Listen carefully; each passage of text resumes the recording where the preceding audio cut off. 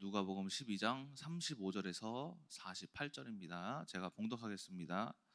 허리에 띠를 띠고 등불을 켜고 서 있으라. 너희는 마치 그 주인이 혼인집에서 돌아와 문을 두드리면 곧 열어주려고 기다리는 사람과 같이 되라. 주인이 와서 깨어있는 것을 보면 그 종들은 복이 있으리로다. 내가 진실로 너희에게 이르노니 주인이 띠를 띠고 그 종들을 자리에 앉히고 나와 수종 들리라. 주인이 혹 이경에나 혹 삼경에 이르러서도 종들이 그같이 하고 있는 것을 보면 그 종들은 복이 있으리로다.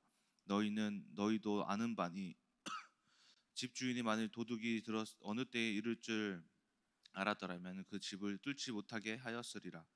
그러므로 너희도 준비하고 있으라. 생각하지 않은 때에 인자가 오리라 하시니라. 베드로가 여짜오되 주께서 이 비유를 우리에게 하심이니까 모든 사람에게 하심이니까 주께서 이르시되 지혜 있고 진실한 청지기가 되어 주인에게 그 집 종들을 맡아 때를 따라 양식을 나누어 줄 자가 누구냐. 주인이 이를 때에 그 종이 그렇게 하는 것을 보면 그 종은 복이 있으리로다. 내가 참으로 너희에게 이르노니 주인이 그 모든 소유를 그에게 맡기리라. 만일 그 종이 마음에 생각하기를 주인이 더디 오리라 하여 남녀 종들을 때리며 먹고 마시며 취하게 되면 생각하지 않은 날 알지 못하는 시각에 그 종의 주인이 이르러 엄히 때리고 신실하지 아니한 자의 받을 벌에 처하리니 주인의 뜻을 알고도 준비하지 아니하고 그 뜻대로 행하지 아니한 종은 많이 맞을 것이요 알지 못하고 맞을 일을 행한 종은 적게 맞으리라. 무릇 많이 맞은 자에게는 많이 요구할 것이요 많이 맡은 자에게는 많이 달라 할 것이니라. 아멘. 오늘 말씀은 이제 예수님께서 제자들을 불러서 제자들에게 하나님의 나라를 위한 말씀을 가르치는 내용입니다. 오늘 말씀은 두 맥락에서 볼 수가 있는데 먼저는 12장 35절에서부터 40절이고 그리고 두 번째는 41절에서부터 48절까지 이제 두 맥락으로 보여지고 있어요. 그래서 첫 번째 문단에서는 어떤 말씀을 하고 있냐면은 좀 말씀을 요약하자면 이제 허리에 있는 띠를 띠고 메고 등불을 밝혀라라고 말씀하시면서 너희들이 항상 준비하고 있어라. 그러니까 깨어 있어라라는 말씀의 의미로 보여지고 있습니다. 그리고 또 어떤 비유를 통해서 제자들을 가르치는데 한 주인이 결혼 잔치에 돌아와 문을 두드릴 때 그를 위해서 열어주는 사람이 되어라라고 하면서 인자가 언제 올지 모른다라는 말씀을 통하여서 늘 깨어 있음의 중요성을 이야기하고 있습니다. 두 번째 문단에서는 좀 비슷한 맥락이기도 한데 뭐라고 하냐면은 베드로가 이때 질문을 합니다. 이 말씀이 우리 모두를 위함이냐 아니면은 우리를 위한 말씀이냐, 그러니까 제자들을 위한 말씀이냐, 아니면 다른 사람들 모두를 위한 말씀이냐라고 할 때 예수님께서 또 비유로 이렇게 말씀을 하시는데 충성된 종에 대한 이제 비유를 말씀을 하시는 거예요. 그래서 어떤 종이 많은 것을 이제 맡고 있는데 그 종이 주인이 더디 올 것, 그러니까 좀 늦게 오겠지라고 생각을 해서 막 그 밑에 있는 종들을 막 괴롭히고 또 먹고 마시며 막 놀고 있다가 어느 날 주인이 나도 모르게 일찍 왔을 때에 그 주인에게 많이 혼날 것이라고 비유를 통해서 말씀을 하십니다. 그래서 많이 맡은 사람에게는 많은 책임이 요구되고 많은 것을 맡은 사람에게 또 많은 것을 달라고 할 것이다라고 하시면서 즉 제자들에게 하신 말씀이 아닐까라는 이제 그런 비유를 생각하게 하면서 오늘 말씀이 끝나게 됩니다. 즉 오늘 말씀을 보면은 즉 제자들에게 너희들에게 이제 많은 영혼이 맡겨질 것이니 너희들은 그 일을 충성되이 행하라라는 말씀으로 볼 수가 있다라는 것입니다. 그래서 오늘 본문 말씀을 통해 깨달은 것은 우리가 제자로서 깨어 있어야 한다라는 겁니다. 그래서 오늘은 좀 제자에 대한 말씀을 전하고자 하는데 어, 제자란 뭐냐면은 스승으로부터 가르침을 받은 사람이라는 의미가 이제 제자입니다. 즉 예수님이 12제자를 뽑아서 그들을 오늘 말씀 속에서 가르치고 있다라는 거죠. 그런데 이 제자라는 것은 스승으로부터 말씀을 받은 자인데 우리가 이제 교회를 다니면서 여러분들이 가끔 이런 생각을 하실 때가 있을 거예요. 주님의 종들. 저도 뭐 그런 말을 막 들어요. 뭐 이제 사역자들은 이제 주님의 종들이다 하면서 막 섬겨야 된다 이렇게 말씀하시는데 제가 보기에는 저희 뭐 교역자들 그리고 뭐 전도사님들, 뭐 교구장님들뿐만이 아니라 모든 여러분들이 다 제자라고 생각을 합니다. 왜냐하면은 우리만 하나님의 말씀을 듣고 보고 배운 것이 아니라 여러분 또한 이 자리에 앉아 계시면서 하나님의 말씀을 들었기 때문에 우리 모두가 다 하나님 안에서 제자 되었다라고 볼 수가 있는 거예요. 그래서 고린도전서 12장에서도 은사에 대하여서 이제 바울이 이야기를 하는데, 어떤 사람에게는 말씀 전하는 은사, 그러니까 저 같은 사람, 그렇죠? 또 어떤 사람에게는 뭐 예언, 방언, 그리고 병 고치는 어떤 사람에게는 행함 등등등등 여러 막 은사에 대해서 말씀을 하시는데, 이처럼 저는 말씀을 전하는 은사를 받은 사람이고, 여러분들은 누구는 식당 봉사로, 누구는 차량 운행으로, 아니면 차량 이제 뭐 이런 이제 인도로, 뭐 여러 가지로, 누구는 청소로, 이렇게 여러 가지로 모든 인도받은 사람들은 하나님의 제자다라고 할 수가 있는 거예요. 그래서 또 이런 말씀도 있잖아요. 몸이 하나지만 기능은 여러 기능들이 모든 기능이 이루어 한 몸을 이루는 것 같이, 누구는 코의 일, 누구는 눈의 일, 귀의 일, 또 입의 일, 또 손의 일, 발의 일, 각자 다르지만은 그것이 한 몸을 이룬다. 그것이 교회다라고 하는 말씀과 같이 우리 모두가 이제 각자 현장에서 각자 맡은 일을 하는 그리스도의 제자다라고 말씀드릴 수가 있습니다. 그런데 제자라고 하더라도 다 같은 제자가 아니다라는 거예요. 예수님께서 이제 공생애에 살아서 사역을 하셨을 때에, 그때에 제자들이 있었는데, 이 12제자만이 있었던 것이 아니라 몇몇 제자들이 또 따로 있었어요. 그러니까 어떤 제자들이 있었냐면은 예수님의 말씀을 들으려고 따라다니기만 하는 제자가 있었고, 그리고 그 능력을 체험하려고 따라다니는 사람이 있었고, 또한 예수님이 누가복음 10장에서 70인의 제자가 또 있었다 그랬고, 또한 오늘 말씀에서는 이제 12제자가 있었다라는 거예요. 그래서 여러 가지 제자에 대한 분류들로 제자들을 여러 가지 분류로 나눠 볼 수가 있는데, 이처럼 우리들도 따라다니기만 하는 제자가 있고, 또 어떤 능력을 받기 위하여서 그냥 교회만 나오는 제자들이 있고, 70인과 같은 제자들이 있고, 또한 12제자가 같이 충성된 제자들이 있다라는 거예요. 자, 이 여러 가지 이 제자들의 이제 부류 속에서 우리는 어디에 속해 있는가를 여러분들이 점검해 보셔야 한다라는 거예요. 결국에는 저희들은 어떤 제자가 되어야 하냐면은 12제자처럼 되셔야 한다라는 겁니다. 그런데 이 12제자를 잘 여러분들이 묵상해 보면은, 아니면은 이 사복음서를 읽다 보면은 이 12제자들의 무능력함을 때론 보기도 합니다. 그런데 사도행전으로 딱 넘어갔을 때, 즉 예수 그리스도가 죽고 부활하셔서 제자들 앞에 나타나시고, 그리고 하늘로 올라가신 그 이후에 이 제자들이 갑작스럽게 성장을 해요. 그렇죠? 이것을 뭐라고 하냐면은 급진적 성장이라고 해요. 급진적. 그래서 그들을 뭐라고 하냐면은 급진적 제자라고 합니다. 급진적 제자. 그래서 급진적 제자라는 책도 있어요. 그래서 이 급진적 제자가 되는데, 급진적이라는 말은 어떤 의미를 가지고 있습니까? 좀 빠르다, 빠르다. 그래서 이 12제자들이 사도행전에 보면은 갑자기 빠르게 성령의 충만함을 받아가지고, 베드로는 사도행전 2장이 오순절 그 성령 강림 역사를 이뤄내고, 심지어 사도행전을 보면은 베드로가 죽은 자도 살리고, 그리고 앉은뱅이를 고치고 눈먼 자도 고치고 여러 가지 이적을 해요. 뿐만 아니라 이제 자기를 제자라고 불렀던 이제 사도 바울도 베드로와 예수 그리스도와 똑같은 이적을 막 행합니다. 자, 그들이 어떻게 그렇게 빠른 급진적인 제자도를 이룰 수 있었을까? 급진적 제자가 되었을까? 그러니까 이처럼 여러분, 우리가 어떻게 빠른 응답을 받았을까? 능력을 경험했을까라는 거예요. 우리 주변에 보면은 교회를 오래 다닌 거를 상관없이 빠르게 성장하시는 분들이 계시죠. 그러니까 즉 빠르게 응답 받으시는 분들이 계시다라는 거예요. 그 빠르게 응답 받으시는 분들의 특징이 뭐냐면은 말씀을 빠르게 받아들여요. 말씀을 들으면 그것을 뭐 하냐면은, 그걸 말씀을 받으면 그 말씀을 가지고 순종해요. 그대로 해요. 이것을 뭐라고 하냐면, 예수님이 이제 네 가지 밭의 비유가 있잖아요. 길가, 이제 돌밭, 가시밭 그리고 옥토밭. 그러니까는 그래서 예수님이 뭐라고 하냐, 옥토밭이 되라고 하잖아요. 그러니까는 말씀을 듣고 우리가 그 말씀을 밭에 심어버리는 거예요.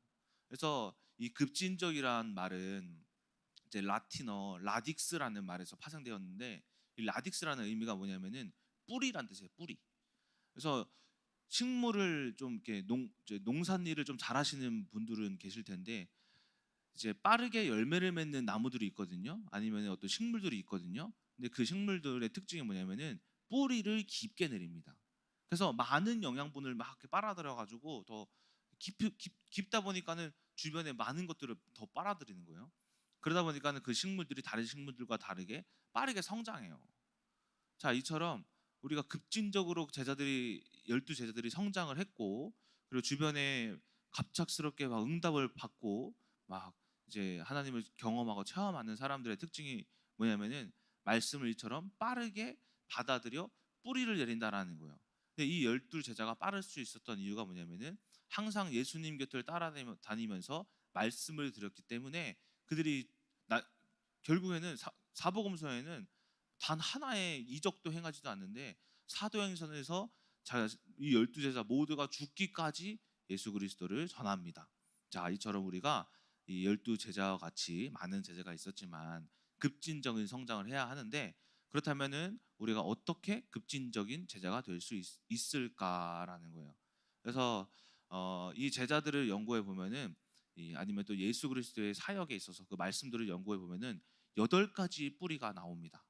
그 8가지 뿌리에 대해서 제가 어제 설교를 준비하면서 8가지를 다 써봤는데 한 9페이지가 나오더라고요. 10페이지가. 그래서 한 6시 반까지 해야 되는데 좀 나눠서 나눠서 오늘 4가지 하고 다음 주에 4가지 하자. 그래서 오늘은 이 4가지에 대해서 먼저 이제 앞에 거 4가지부터 설명을 해드리고자 합니다. 먼저 이 8가지가 뭐냐면은,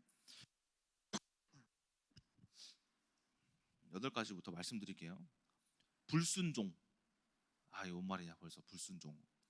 닮음의 뿌리. 불순종의 뿌리, 닮음의 뿌리, 성숙의 뿌리, 가치의 뿌리, 단순의 뿌리, 균형의 뿌리, 의존의 뿌리, 죽음의 뿌리를 내려야 한다라는 거예요. 중국 선교구에서도 제가 한번 설교했던 적이 있어요. 이 8가지 뿌리를 내렸을 때에 우리가 급진적인 성장을 이룬다라는 거예요. 자, 첫 번째는 불순종의 뿌리예요. 예수님은 순종하라고 했는데 무슨 말인가요? 우리가 깨끗게 됨, 어떤 거룩해짐, 정결케 됨, 이러한 것들의 특징은 뭐냐면은 더러운 것을 씻어내야만이 깨끗해져요. 빨래도 여러분들, 빨래도 뭔가를 바르는 게 아니잖아요. 덮어 뭘 씌워가지고 뭐 깨끗한 척하는 게 아니잖아요. 빨래도 더러운 걸 씻겨내야지만 흰 옷이 되는 거예요. 옷이 깨끗해지는 거예요. 저희들이 이제 목욕을 할 때도 막 이제 땀이 나고 뭐 여러 가지 막 더러운 막 진흙이 묻고 손을 씻을 때도 그것을 씻겨내면 손이 깨끗해지는 거예요. 그렇죠? 샤워하는 것도 이제 거품으로 씻겨내야지만이 이제 몸이 찐득찐득거리는 게 좀 뽀송뽀송해지잖아요.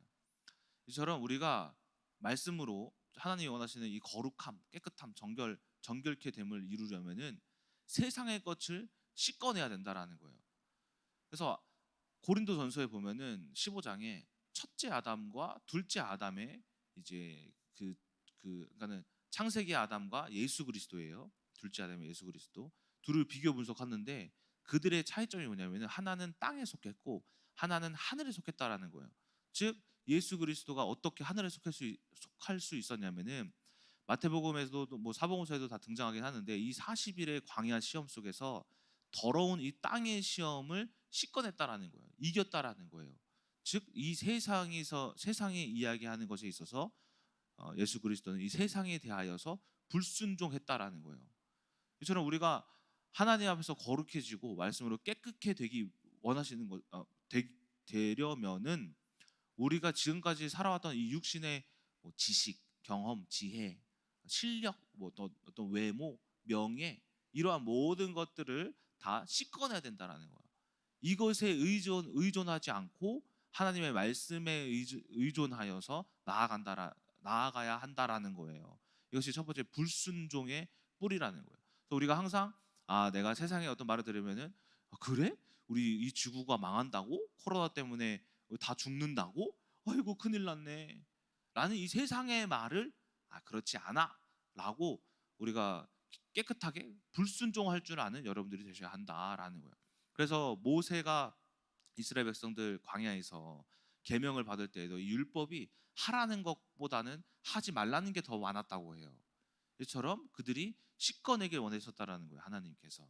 저는 우리가 첫 번째로 급진적인 성장을 이루려면은 먼저 우리가 가지고 있는 생각과 모든 경험들을 다 세상의 소리들을 다 불순종할 줄 아는, 아니다 이 죽는 것이 아니라 실패할 것이 아니라 하나님 말씀 안에서 승리할 거다, 우리가 어떻게 될지 모른다, 하나님이 언약을 주셔서 역사하실 것이다, 응답하실 것이다 라는 그 말씀에는 순종하겠지만 세상에는 불순종하는 그런 뿌리가 내리셔야 한다라는 거예요. 이것이 첫 번째 불순종에 대한 뿌리입니다. 두 번째는 뭐냐면은 닮음의 뿌리를 내려라라는 거. 닮음. 예수 그리스도의 뭐 닮음, 온유와 뭐 겸손과 또 죽음과 여러 가지를 말씀의 능력을 닮아야 하는데 되게 닮아야 할 것들이 많아요. 근데 어떤 것을 닮아야 하냐면은 한 가지만 좀 말씀드리자면은 목적이 닮아야 하는 목적.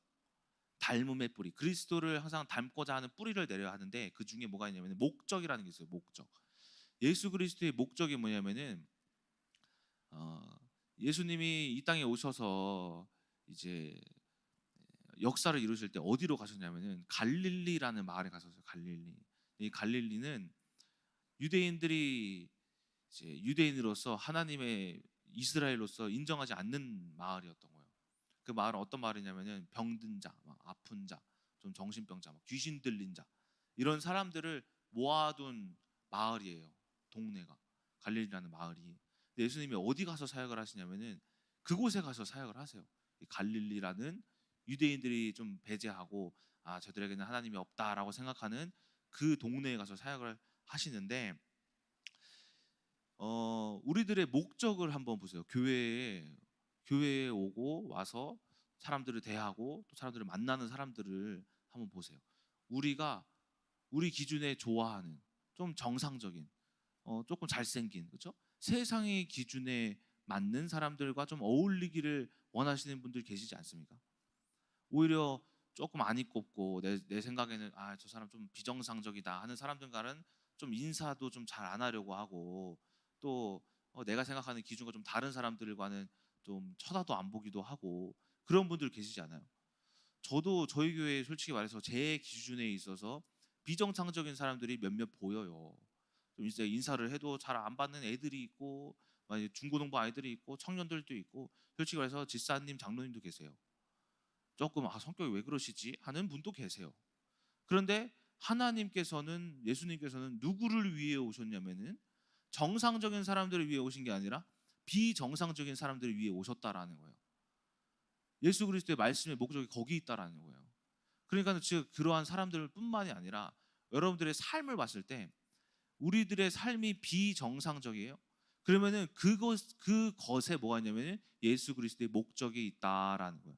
그래서 마태복음 9장 12절에서 예수님이 뭐라고 하시냐면은 건강한 자는 의사가 필요가 없고 오히려 병든 자라야 쓸 데가 있다라고 말씀하세요.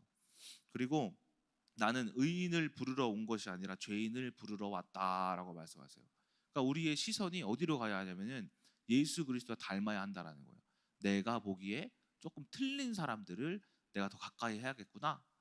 내가 보기에 좀 비정상적인 사람들과 함께함으로써 예수 그리스도가 어떻게 그들과 함께 하실지의 능력을 내가 체험해야겠구나. 그러니까 이것이 예수 그리스도의 목적과 닮음의 뿌리다라는 거예요. 그래서 우리가 주변에 오히려 남편이 이상하면 남편에게 다가가셔야 해요. 아내가 이상하면 아내를 막 회피하고 막 도망가가지고 막 교회 오고 하는 것이 아니라 아내에게 다가가셔야 한다라는 거예요. 저도 아내가 너무 이상해가지고 집에 안 들어갔던 적이 있거든요. 아침에 선교원 차량 운행을 하면은 9시 반쯤 교회에 도착하면은 집에 안 들어갔어요. 한 12시쯤 들어갔어요. 그냥 핑계 대고 교회에서 뭐 할 일이 있다. 할 일도 없는데 그냥 3시간 동안 교육자실에 앉아갖고 멍하니 있다가 아니면 기도를 한다라든가 성경 읽다가 집에 가고 하원 하서 한 4시쯤 교회 도착하면은 6시까지 집에 안 들어갔어요. 그래서 왜 안 들어갔냐면은 들어가면은 또 그 사람과 대면하고 마주해야 하잖아요. 집에 들어가기 싫다. 그 당시 저는 우리 집이 지옥인 줄 알았어요. 그래서 들어가기 싫다. 그런데 하나님의 역사는 어디에 있었냐면은 그런 그 가정에, 비정상적인 가정에 역사하시기 시작했다라는 거예요. 그래서 이처럼 우리들 하나님의 목적은 이 비정상적인, 우리들이 보기에는 좀 이상한 사람들의 하나님의 기준이 그곳에 있다라는 거예요. 그래서 이처럼 우리들의 손과 발과 또 우리들의 생각이 그런 사람들에게 향하여서 그 사람들과 함께 하나님의 일하심을 체험하셔야 한다라는 겁니다. 이처럼 이렇게 닮음의 뿌리, 그리스도의 목적을 닮았을 때에 그들을 통하여서 빠르게 급진적인 성장을 이루어갈 수가 있다라는 거예요. 그리고 또 제가 이런 말 들은 적 있어요. 우리 큰나무교회는 좀 수준이 낮은 것 같아요. 이런 말을 들었거든요. 제가 언제고 누구한테 들었는지 모르겠는데 좀 기분이 나쁜 적이 있어요. 왜 우리 큰나무교회 수준이 낮다 그래? 왜냐면은 일단 제가 좀 찔렸거든요. 제가 좀 수준이 낮잖아요. 검정고시 보고 이제 고등학교 졸업했고 이제 대학교도 좋은 데도 안 가고 맨날 어디 도망가려고 그러고.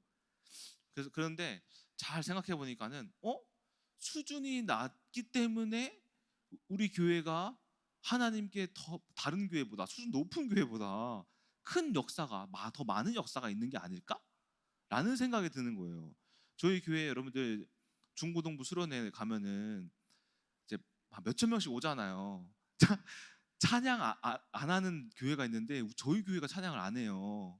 그리고 막 기도 막 부흥사들이 나와서 막 기도시키잖아요. 여러분들 막 기도하셔야 됩니다. 저희 교회 애들 기도 하나도 안 해요. 그냥 구경해요. 기도하는 거. 어떻게 기도하지? 이렇게. 구경만 해요. 2박 3일 동안. 그래서 왜 이 인간들은 찬양도 안 하고 기도도 안 할까 하는데, 하나님께서 오히려 그 아이들을 통해서 그 아이들이 변하면은 하나님께서 얼마나 더 큰 하나님으로 역사하실까라고 이제 처음에는 이제 수준이 정말 낮구나 했지만은 지금은 오히려 하나님의 목적이 여기에 있구나. 기도 안에서 감사하고 찬양 안에서 감사합니다라고 하면서 이제 혼자 기도하는 거예요. 이게. 자, 어쨌든 이처럼 하나님의 목적은 수준이 낮은, 여러분들 수준 높으시죠? 낮아지셔야 합니다. 수준 높은 것도 좋지 않아요. 자, 어쨌든 이처럼 우리가 이러한 하나님의 목적을 여러분들이 뿌리를 내리면서 따라가실 때에 하나님이 그 가장 낮은 곳에서 올라가면 얼마나 더 높이 올라가시겠어요. 하나님의 큰 응답이 기다리고 있다. 자, 세 번째는 성숙의 뿌리가 있어야 한다라는 거예요. 성장이라는 말이 있고 이제 성숙이라는 말이 있어요. 성장은 뭐냐면은 어떤 양적인 능력이 이제 자라는 거예요. 예를 들어서 어떤 크기나 이제 수치, 그리고 어떤 능력 같은 것들이 자라는 것을 성장이라고 해요. 여러분들 어렸을 때 태어났을 때랑 키랑 다르시죠? 태어났을 때는 뭐 50 몇 센치밖에 안 되는데 지금 뭐 170도 되시고 막 이게 크시잖아요. 이것을 육적인 보여지는 성장을 이제 성장이라고 하는 거야. 자라는 것을. 성숙은 뭐냐면은 질적인 능력이 향상되는 것을 성숙이라고 해요.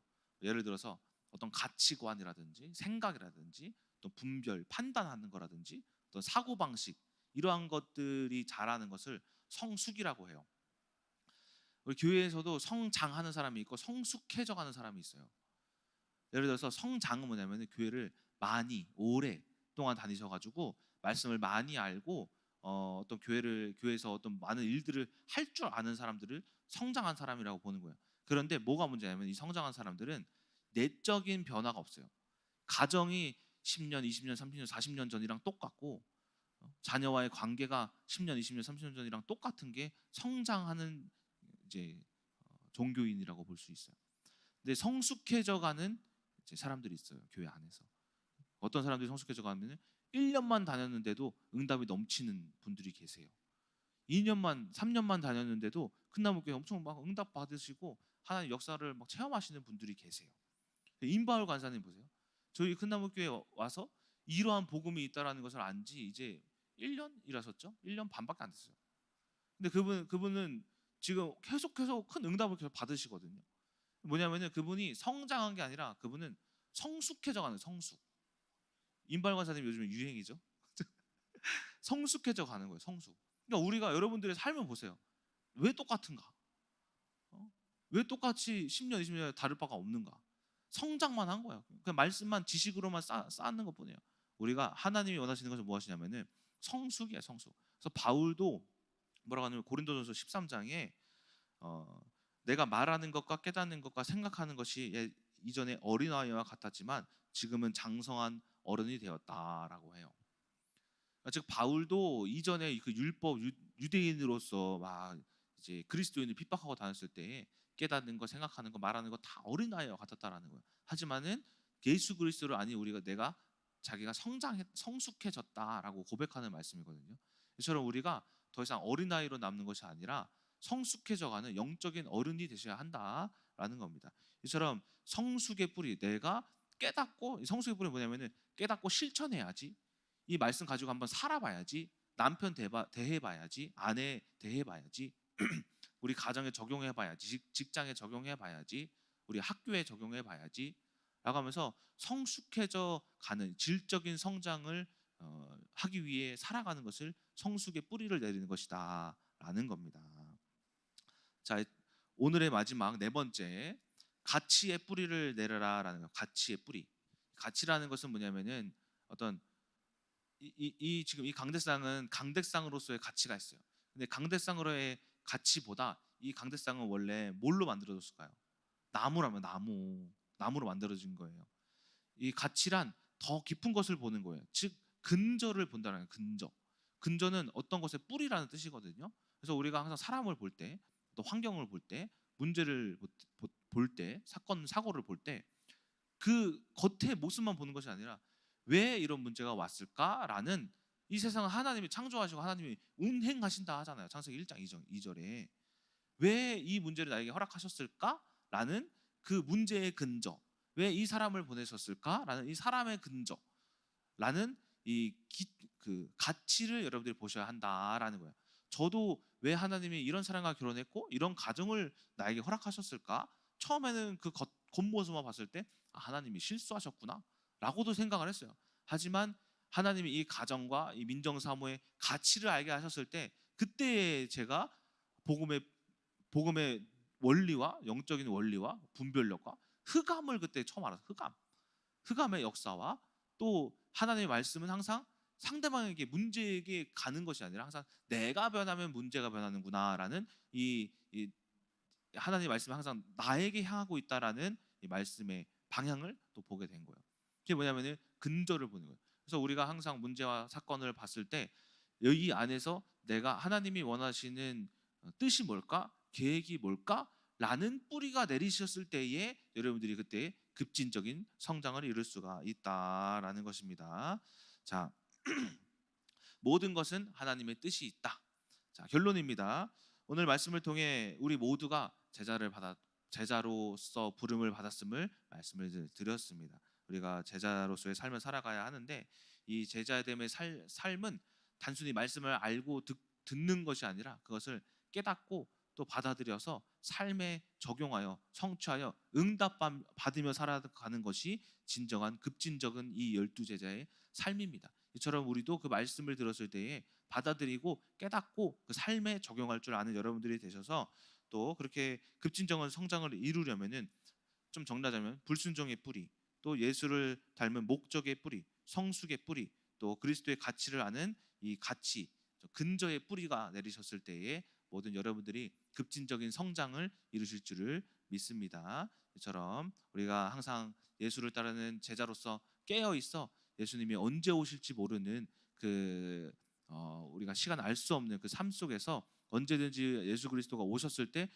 우리가 주님을 기다렸습니다, 승리했습니다라는 고백과 함께 그리스도와 함께 만찬을 즐기실 줄 아는 여러분 되시길 주님의 이름으로 소망합니다. 기도하고 마치겠습니다. 사랑의 하나님, 오늘 제자들에게 하신 말씀을 통하여서 우리가 급진적인 성장을 이루길 원합니다. 이 12제자는 아무것도 하지 못했습니다. 마태복음, 마가복음, 누가복음, 요한복음을 보면 그들은 무지했습니다. 무능력했습니다. 하지만 사도행전의 급진적인 성장을 이루는데 어떻게 하면 그들이 성장을 이뤘을까요? 주님의 말씀이 있었고 예수 그리스도가 말씀하신 그 행적에 따라 뿌리를 내렸기 때문입니다. 이처럼 우리 큰나무교회 모든 성도님들이 말씀의 뿌리를 내려 이 8가지 제자도의 뿌리를 통하여서 급진적인 성장을 통하여 하나님께 영광 돌리고 하나님 나라를 확장시키는 큰나무교회 모든 성도님들 되게 하여 주시옵소서. 제가 헌금 위에 기도하고 마치겠습니다. 사랑의 하나님, 오늘 주님께 드린 예물이 있습니다. 주님이 홀로 영광 받아 주시옵시고 이 예물뿐만이 아니라 이 시간 저희들의 생각과 마음을 주님께 올려드리오니 주님께서 그 모든 생각과 마음을 기쁘게 연락하여 주시옵소서. 오늘 하루도 급진적인 제자가 되기 위한 성장을 위한 삶을 살아가기 위해서 말씀을 받아들이오니 우리 큰나무교회 모든 성도님들에게 말씀의 증거와 능력과 경험과 응답을 이루는 오늘 하루 될 수 있도록 주님이 축복하여 주시옵소서. 살아계신 예수 그리스도의 이름으로 기도드렸습니다. 아멘.